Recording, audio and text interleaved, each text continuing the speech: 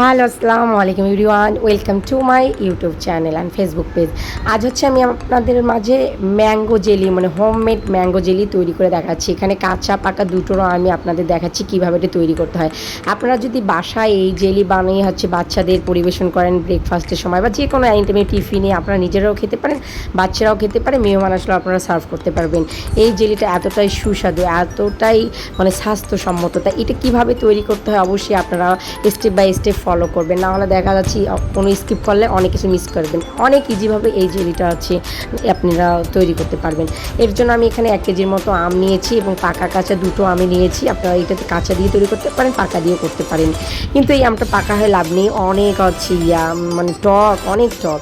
যা হোক, আমি এখানে যে তৈরি করে নিচ্ছি ভালোভাবে কেটে একদম এটা তৈরি করে অলরেডি আমার কাটা শেষ হয়ে যাচ্ছে শেষের দিকে। এটা আমি সুন্দরভাবে সবগুলো কেটে নিয়ে এটা আমি গরম পানিতে সিদ্ধ চড়াই দিব।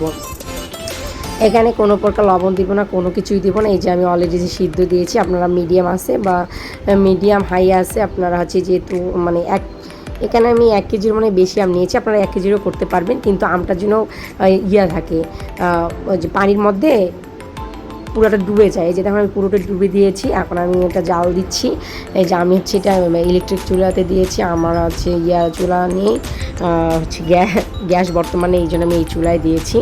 যখন এটা হয়ে যাবে আমি আপনাদের দেখাবো যে কেমন হয়ে গেছে। দেখেন এটা একদম সিদ্ধ হয়েছে। সিদ্ধ হওয়ার পর যে পানিটা থাকলো 1/2 কেজির মতো, এখানে পানিটা অবশ্যই আছে। আর এটা দেখেন কীরকম সিদ্ধ হয়ে গেছে। এখন আমি যে এই পানিটা এই পানিটা আমি নিয়েছি। কীভাবে নিয়েছি সেটাও আমি আপনাদের পরিমাপ বলতেছি। এই যে এই কাপের আমি এটা নিয়েছি 4 কাপ পানি। 4 কাপ পানির মধ্যে আমি অবশ্যই ওই কাপেরই 2 কাপ চিনি দিয়ে দেবো। যদি আপনারা মিষ্টি খেতে চান তাহলে 3 কাপ দিন, আর যদি একটু কম মিষ্টি খেতে চান তাহলে 2 কাপ দিবেন, আর বেশি খেলে 3 কাপ দিবেন। তা আমি এখানে 3 কাপ দিইনি, 2.5 কাপের মতো চিনিটা দিয়েছি এই পানির মধ্যে।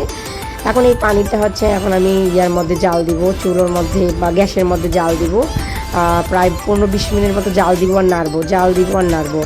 অবশেষে আপনারা বুঝতে পারবেন যে এটা কীভাবে এটা হয়ে গেছে। যখন দেখবেন আপনি একটু ঠান্ডা লাগে হাতে নিয়ে দেখবেন একটু আটালো লাগছে, তখনই আপনারা বুঝতে পারবেন যে এই জেলিটা জেলি করার জন্য এটা পারফেক্ট হয়েছে। তা আমি 20 মিনিট অনবরত জাল দিচ্ছি আর একটু করে নাড়তেছি, কারণ জাল দিলে না নাড়লে পুড়ে যেতে পারে। আমি আবার একটু 5 মিনিট পর আবার খুলে করে আবার নাড়াচাড়া করতেছি।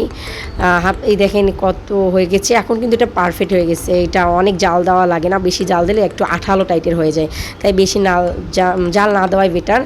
আপনারা যে হাতে নিয়ে একটু দেখবেন, চামচের মধ্যে নিয়ে হাতে দেখবেন যে এটা একটু হয়ে গেছে, আঠালো হয়েছে নাকি। যদি আঠালো হয় তাহলে বুঝতে পারবেন এটা আপনাদের জন্য হয়ে গেছে। তা আমার এটা হয়ে গেল। এখন আমি আমার এখন বর্তমান জার নেই, জার না থাকার কারণে আমি 2টা বাটির মধ্যে নিচ্ছি।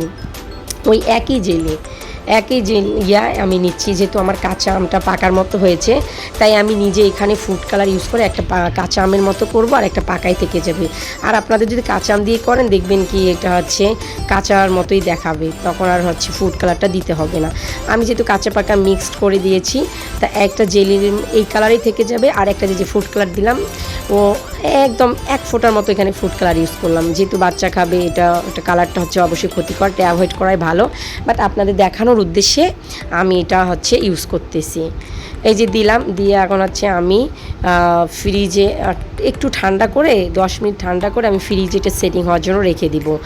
বেশি জাল দিবে না, তাহলে আঠালো হবে, তাই ওই যে কম জাল দিয়ে এটা করবেন। যে ফ্রিজে আমি প্রায় আধা ঘন্টা 1 ঘন্টার মতো বের করব, কিন্তু তার আগে আমার বেবি দেখা যাচ্ছে 2-3 চামচ খেয়ে ফেলছে একটা রুটি দিয়ে, তাই আপনাদের দেখানো হয়নি। এই যে আমি এখন দেখাচ্ছি, দেখেন আমার মতে। তারপর একটু বেশি জাল হয়ে গেছে, আঠালো চাইতে একটু বেশি জাল হয়ে গেছে, এই জন্য একটু বেশি আঠালো লাগতেছে। আপনারা অত জাল দিবেন না, যেটা আমি আপনাদের বললাম যে একটু কম স্টিক যেন আসে, তাহলে জেলিটা পারফেক্ট হবে। হ্যাঁ, এইটা আঠালো হলো, জিনিসটা অনেক ভালো হয়েছে, দেখেন অনেক সুন্দর। ফ্রিজ থেকে বের করছি তো এই জন্য একটু, আর খাওয়ার আগে অবশ্যই ফ্রিজ থেকে বের করেও সার্ভ করতে পারেন, বা 10 মিনিট আগেও বের করে রাখলে আরও সুন্দরভাবে ইজি হয়। তাই এই ভিডিওটি আপনাদের অবশ্যই কেমন লাগলো দেখেন, অনেক সংক্ষেপে আমি আপনাদের দেখাই দিলাম, অনেক ইজিভাবে দেখাই দিলাম। যদি আপনাদের এই ভিডিওটি ভালো লেগে থাকে অবশ্যই আমার চ্যানেলকে সাবস্ক্রাইব করবেন, আমার পাশে থেকে আর বেশি বেশি করে ভিডিওটি শেয়ার করে দিবেন। কেমন লাগলে ভিডিওটা অবশ্যই জানাবেন। তা ভালো থাকবেন, সুস্থ থাকবেন, আমাদের জন্য দোয়া করবেন। আর অবশ্যই কমেন্টে জানাবেন যে এই রেসিপিটা কেমন লাগলো, আর কী রেসিপি দেখতে চান আমাকে কমেন্টে সেটাও জানিয়ে দিবেন। তা আপনারা সবাই ভালো থাকবেন, অবশ্যই চ্যানেলটিকে সাবস্ক্রাইব করতে ভুলবেন না। আসসালামু আলাইকুম।